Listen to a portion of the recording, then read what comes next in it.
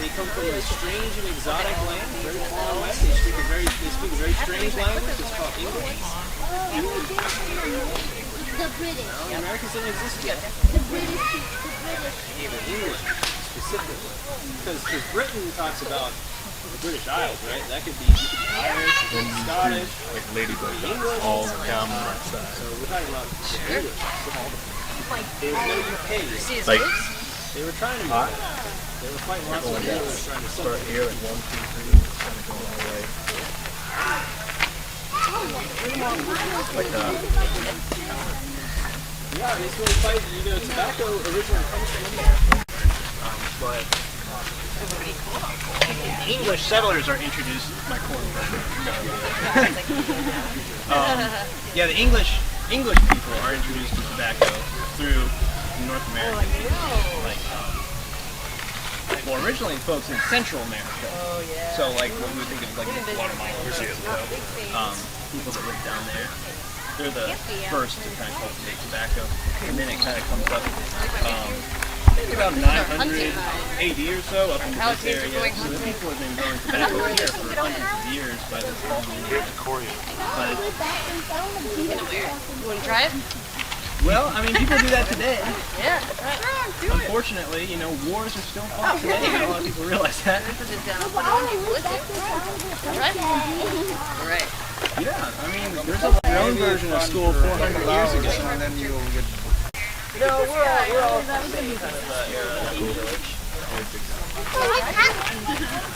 But there's an Italian boat well, I've been trading with the somewhere. English settlers. So I've traded, yes. All right, thanks. Have a nice day. Not a tea. Oh, you're here. Oh, my goodness. Yeah. That's the biggest deer I've seen out there.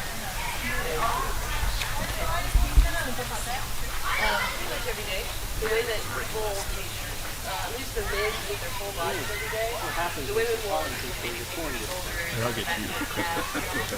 but the women have face tats. You want? I've got No. 2 rows of that. That's fine. Cool. And then if you just want to take the rest, you just do like a little triangle. Kind of outline it. You start getting like 8, 11. And eventually, the women will actually what do I want to do? The pit, put a 16 in there, like stuff like that. And it'll burn and get stuff. Oh. You know, digging foreign objects out of people. You know, like after somebody gets shot, you have to dig out the arrowhead, and that sort of thing. You know, because because I'm out in the middle of nowhere and there's no apothecaries handy. Before I come out on the trip, I'm going to go to the apothecary and I'm going to get the medicines that I need. You know, I don't have this whole huge apothecary shop full of different medicines, but I've got what will fit in the box and what it works, and B, I know how to use it. You know, so I just got a few specialized things.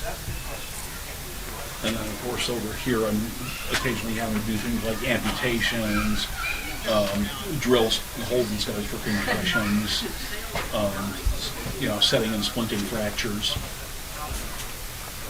you know, stitching up cuts, that sort of thing. Yeah, come on over, take a look, ask questions. Yeah, okay.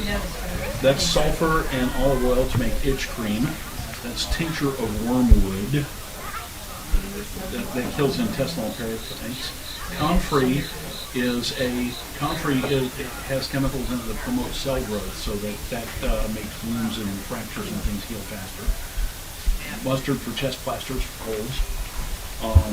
Rose hips for scurvy. Chamomile for upset tummies.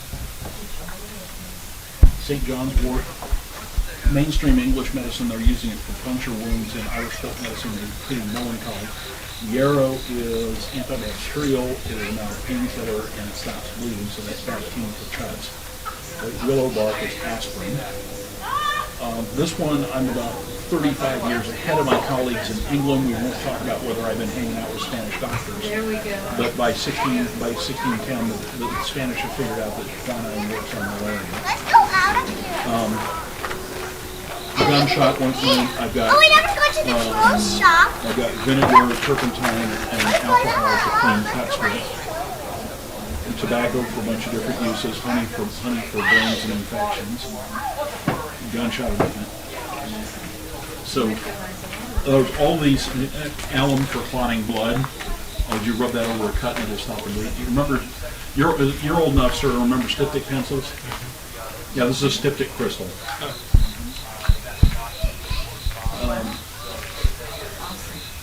Like I said, back in England, most of what I'm doing is, cutting hair, shaving people, bleeding fevers, purging tummy aches. I might use a cupping glass to suction an infection. You fill that, you hold that over a candle and fill it with hot air, and then you put it over whatever. Like say you've got an abscess or a boil or something. You'd lance the infection, and then fill that with hot air, put it on there, and as the air cools, it contracts and gets a vacuum. What about these tools? That's an enema syringe. Okay. Did you see where This is a disimpacting tool. the swimmer for the Olympics? Did you see where they were doing those things to him this summer? No. He had Right. My power saw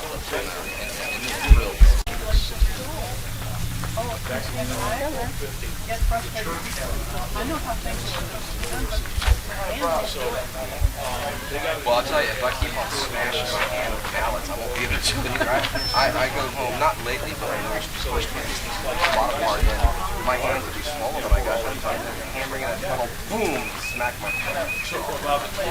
Yeah, to get back to work. Great talking to you guys. Really good to see.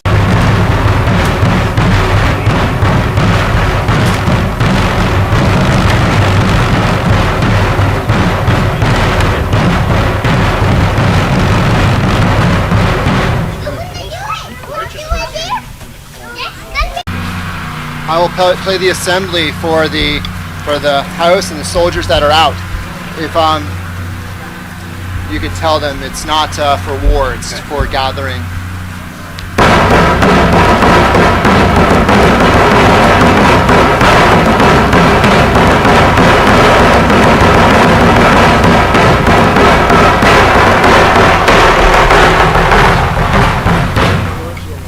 Captain Davis, sir. Nice to see ya. We bring the kinfolk of Mr. Rebecca to visit. Goppo.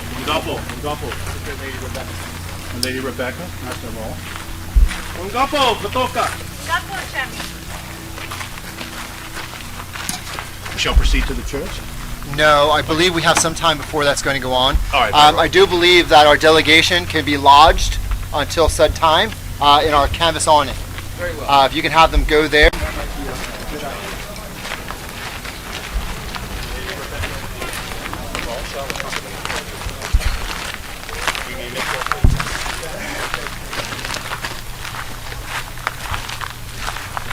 Goppo, Matoka. Amunet.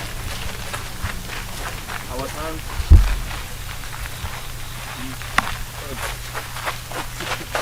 Good morrow, Rebecca. Good sir. Huzzah. Uda Madamaku. Victoria Winslow.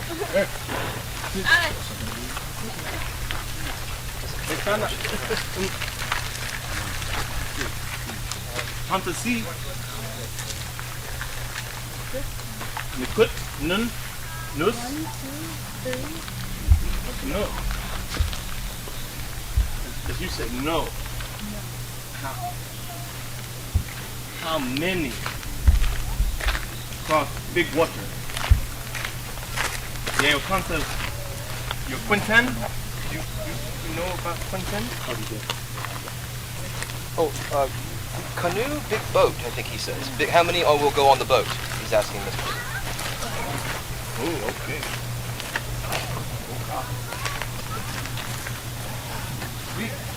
We go see you later.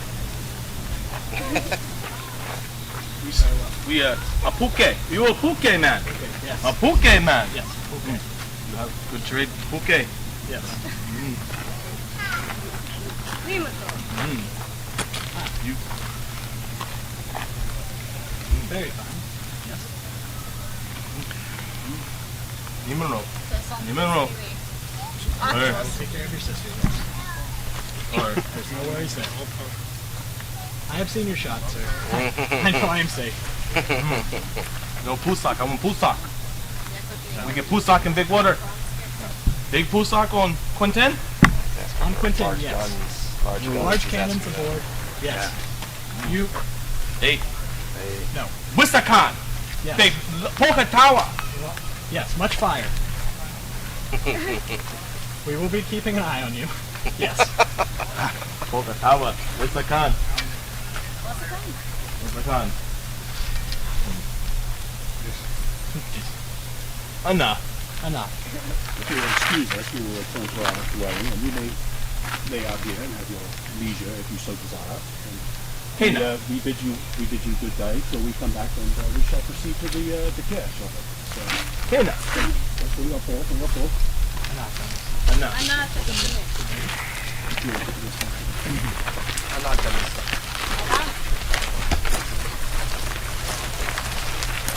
Cheers. I just learned it myself. I'm pretty excited about it. And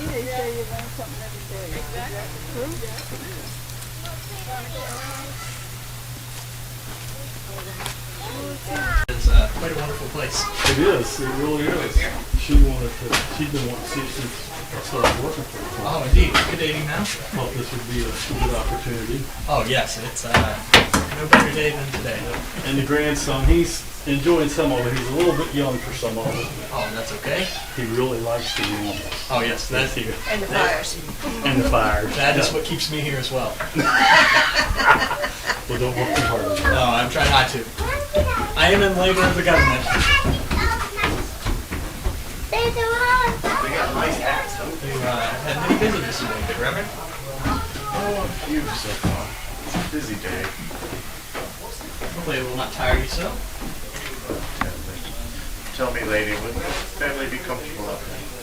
Yes, very. They shall be more comfortable there than they would in here. I imagine that's so. As are we. Good day.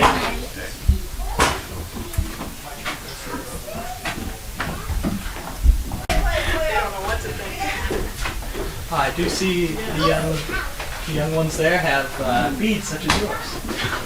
Yeah. You're showing her girls. Go see her. Oh, sorry, honey.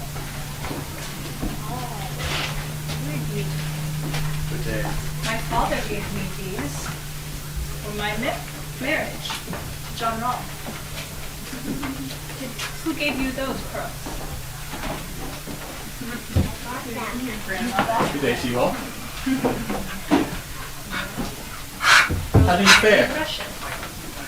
Fairly well? Have you come to say goodbye to Lady Rebecca? No? For England, probably about 19 or 20. For that was 21. So quite young, yeah.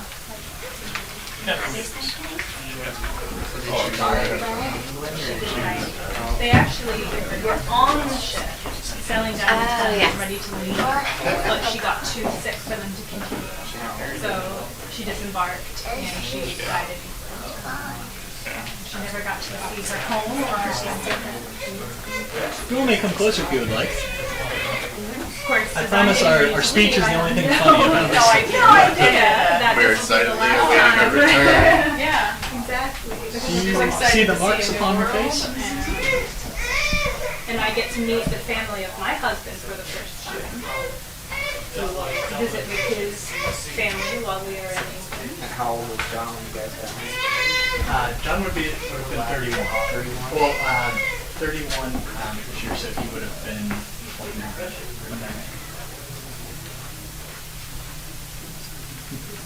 Were you previously married? Yes. My good wife, first good wife, would pass with complications of the birth shortly before arriving here in Virginia. Our daughter Bermuda was born on the island, which she takes her name from, and she would unfortunately pass. Master Rolfe was shipwrecked, one of those unfortunates who were washed ashore on the island of Bermuda. But through the grace of God, they rebuilt their ship and sailed to Jamestown. And he's been one of our finest Virginians.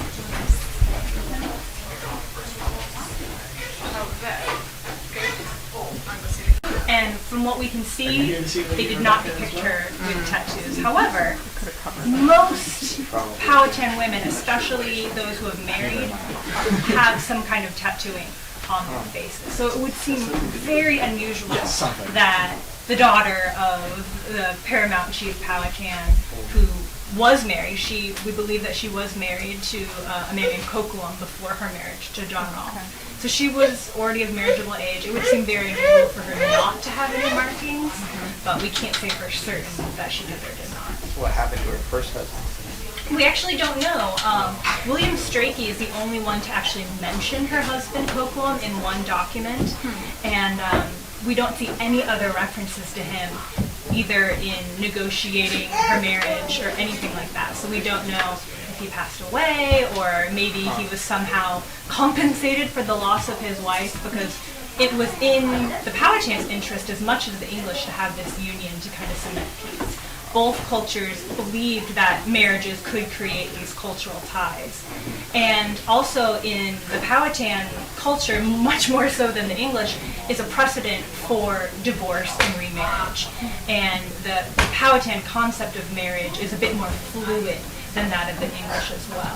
Was it just the king that had multiple wives, or? The king does have multiple wives, or I should say the Paramount Chief has multiple wives. But you could also create an agreement between husband and wife to have other partners, it's believed. And you could also have a sort of temporary tryout form of marriage that would only last a year. And so you could kind of say, all right, we're going to be married for a year, and if it doesn't work out, then we can go our separate ways. Good day to you all. Very different from the English culture that she's coming into. But unfortunately, we don't know much about Coquitlam other than the one reference that she was married to him.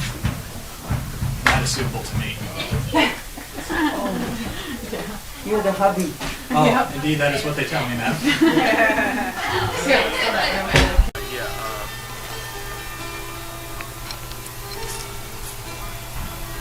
And which is to say what a medieval hymn goes. Take it back to that. Yeah, the accuracy is gone. They weren't that accurate to begin with. You're firing a line of 10 men across in the European sense. So basically, a unit is a big shotgun firing into another unit who's firing their big shotgun back at you, and you're trying to hit whoever you can. So this is the kind of gun they were talking about when they wrote the Constitution. I mean, not quite, but... No, that was beyond that. The flintlock, at that point, by the Revolutionary War, the last of these, they still have them, the War of Spanish Succession, Marlborough here. We have heard from history. In 1703, there were still units that have these. By the resupply in 1704, it was all flintlocks. Because, yes, they were more fragile, and they had to be cared for, and they had to be cleaned, but they've gotten the cost down that they were still cheaper, but not that much cheaper. Plus, a flintlock, any competent army can do 3 rounds a minute. A decent army does 4 rounds, and by the mid-1700s, the Prussians had it down to 5 rounds a minute, as opposed to 2 on this. So these things finally, no matter how much cheaper they were, they finally got this technological gain out of it. Yeah. Thank you for sharing that. I'll be portraying her capsules of Shauna. English give her the name Cleopatra.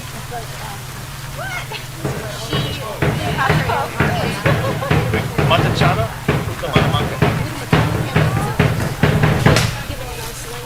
Tomorrow? Okay.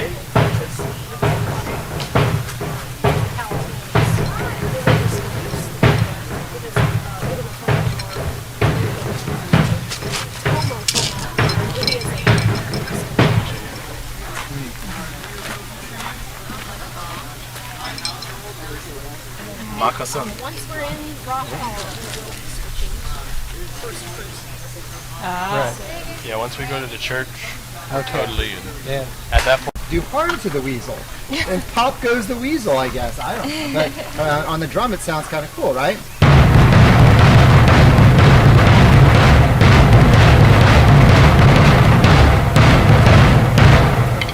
So men like nice tunes to march to.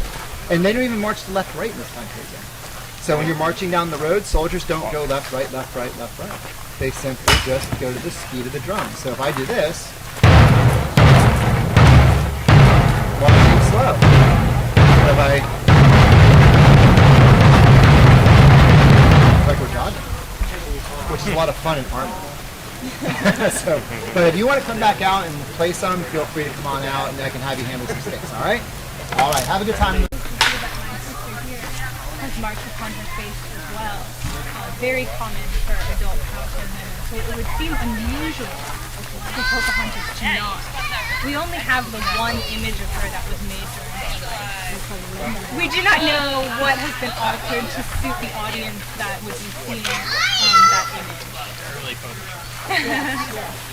But it would seem unusual for her to not have them, but we can't. So this design, I've seen it in the picture from Yes, you see the chin marking quite a bit. You're probably thinking of Olive Oakland, who was a woman who was abducted in the 1850s by a tribe out west and was adopted by them, and they did have marks on their chin. Also a lot of northwestern tribes, Inuit women as well, do a lot of facial tattoos and a lot of concentrated animation. So this must be symbol of something. You have a music so much. Sure, yeah. And you also see facial tattooing in South Pacific tribes as well, especially Just let her do it, and then when she wants to go, then you have to tell her she will have decided to It'd be go a in little there. limiting if it was permanent. How does that costume feel? It feels perfectly fine. This is a beautiful day. But wool being a natural fiber is very breathable. And wool and then the linen undergarments we wear underneath both help wick away moisture from the body. And so you get this water that's being wicked off your body and then it evaporates. So it kind of helps cool you. And a lot less body surface in a ski ball. Exactly. And for the sun as well. My brother and here use paint on their body to cover them.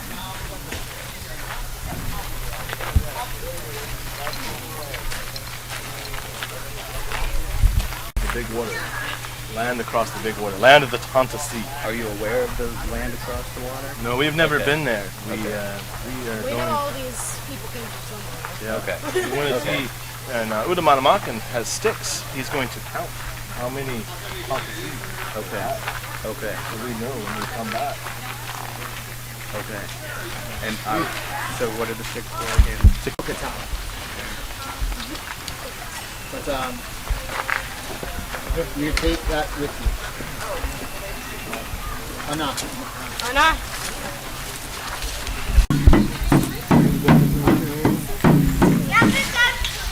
You can actually tune them up by pushing these on. You can tighten them up.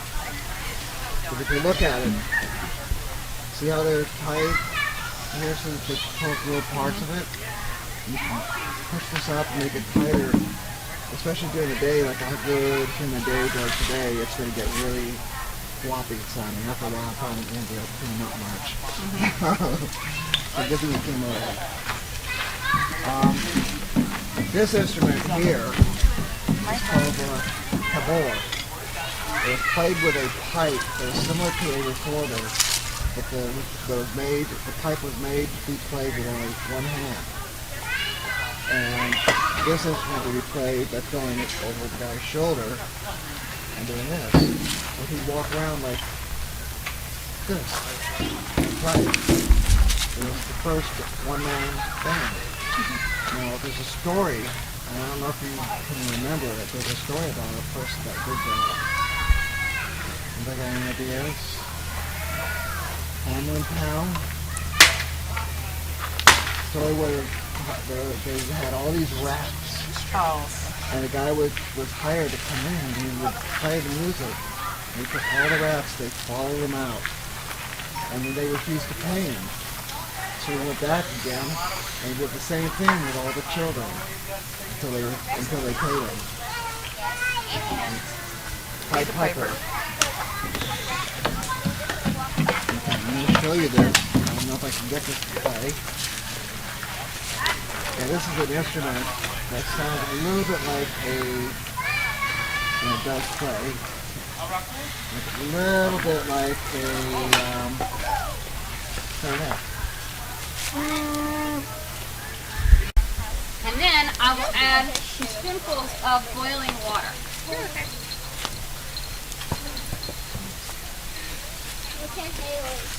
Yeah, I see her.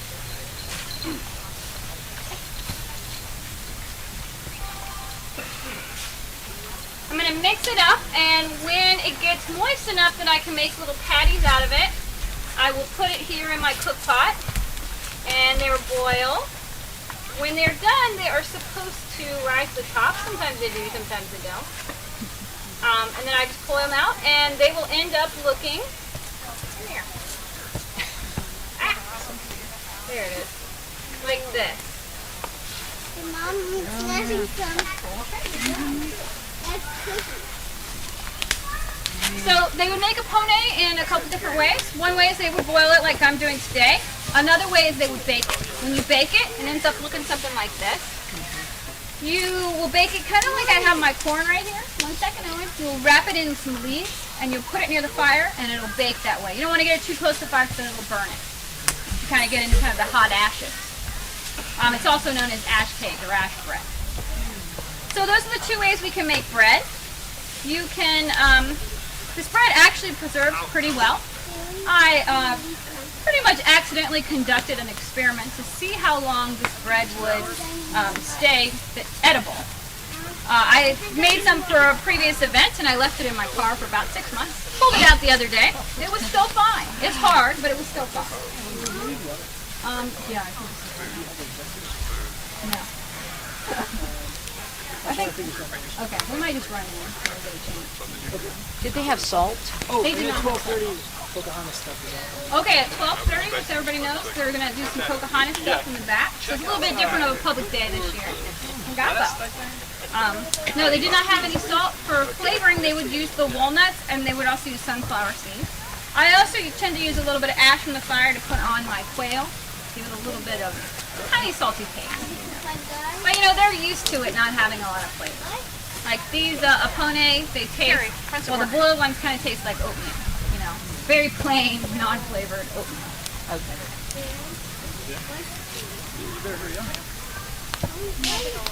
Now what she's playing with over there is actually a horseshoe crab tail, for lack of a better word. They will actually use that in the tattooing process. So you see how my face is covered in tattoos? I have a lot of tattoos because I am an old Powhatan. This is my granddaughter. He might be my son, but the age she is, she's probably my granddaughter. So I will have, the older you are, the more tattoos you have. You notice my husband doesn't have any tattoos because the men did not tattoo themselves. They just weren't tough enough. You know? Tattooing is a very hard process, as it is today. What the Powhatans would do is they could do it in 2 ways. One is scarification, so they would take a hot ember from the fire and they would burn themselves, and then they would rub in like black coal from the fire to get that color. The other way is by using this horseshoe crab tail, and you literally carve it into your skin, and then you still rub in that black stuff, and you keep doing that for 7 days, and eventually you'll get, you know, kind of the color, the pattern that you desire. But you may have to redo it later to get it exactly how you're looking. So it's not just like a one-time thing, pain's over, it's like, oh, time to do it again, tattooing time. Generally the women will be the ones in charge of tattooing. Men are able to do it, but it's usually considered that women are better at it than men. So more gentle, I guess, I don't know. Yeah, no, I just like watch the show. Man, I hunted. He knows Jacko. Do you know Jacko?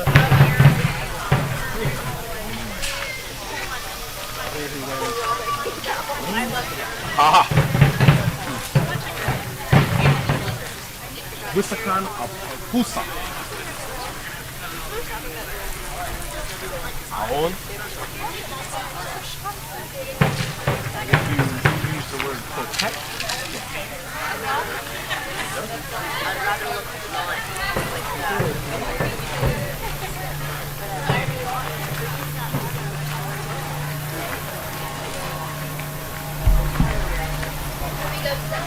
To Pranapo. You like crumple. Do you awump and apo?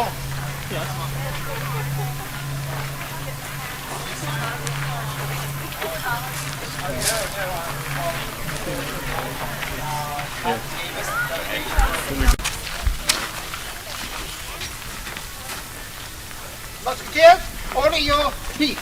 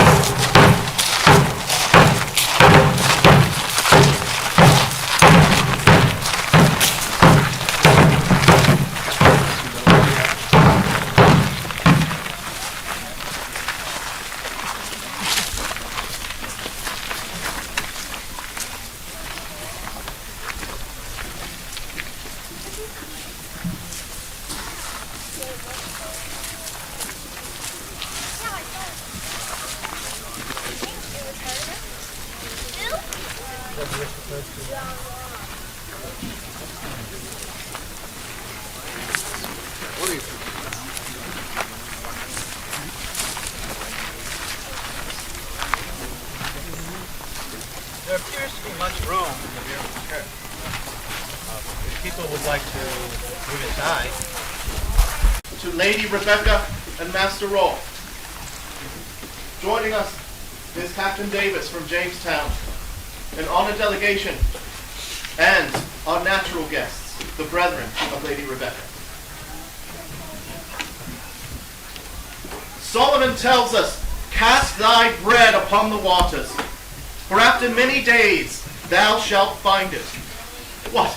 Hath God given us goods to cast them away?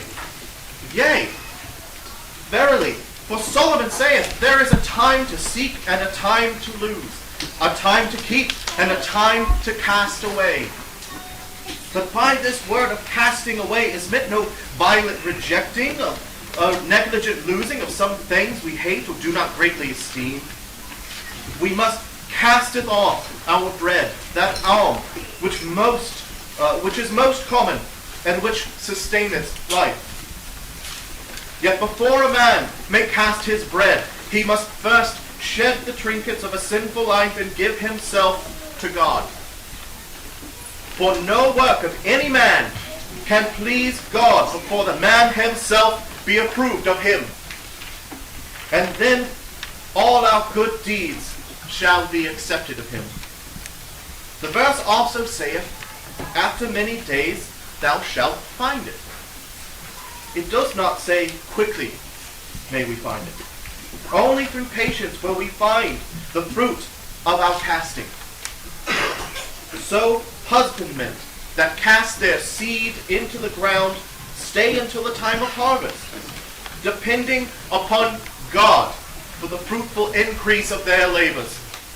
This is the cause why heretofore much of our alms bestowed upon the affairs of Virginia have been so cast away that they could never be found again. For many of us have not been reconciled to God, nor approved of him. Some of our adventurers in London have been most miserable, covetous men, sold over to usury, extortion, and oppression. Many of the men sent hither have been murderers, thieves, adulterers, idle persons, and what not besides, all which persons God hated even from his very soul. How then could their alms or anything else which they do be pleasing unto God? Such men's prayers are abominable in the sight of God, how much more their alms. But the alms of a goodly man, cast patiently into the waters, he shall find. Solomon hath shut up all alms under the name of bread, whereby is meant all, wherein we may relieve the wants of our neighbors. The wants of men be diverse. Some are of the mind, some of the body, and some of the outward goods. And thus have the divines divided them. The distresses of the mind be most grievous, and the needs the best relief. But of them all, ignorance of spiritual matters is most common, most dangerous. The bread that must relieve this is the mouth of wisdom, which is liberal in instruction, which is as finest silver, which shall be fruitful in understanding, which doth know what is acceptable, which is a tree of life, and which feedeth many. This was the alms which Paul went to cast away in Macedon, and liberally distributed in the streets of Mars in Athens. And this is the alms which may be most profitable unto this barbarous country of Virginia, where the name of God hath been yet scarce heard of. This is the doctrine, and I beseech God to stir up your minds to the practice of liberality in all things towards all men. And remember the poor state of the ignorant inhabitants of Virginia. Cast forth your alms, brethren of England, and extend your liberality on these works which God hath called you to perform. Behold the waters of Virginia, when you may behold a fit subject of the exercise of your liberality. Persons enough on whom you may cast away your bread, and yet not without hope after many days to find it. Yea, before us is Rebekah, a woman of charitable mien and gentle spirit. Our Rebekah hath shed her country idolatry and received the word of God, baptized into our Church of England. It was through the alms of Christian men that Rebekah be brought to us in her godly state. To you, Rebekah, I give this charge. Cast thy bread upon the waters. And when you return to your Virginia, will not you find it again? In the name of our Savior Jesus Christ, let it be so.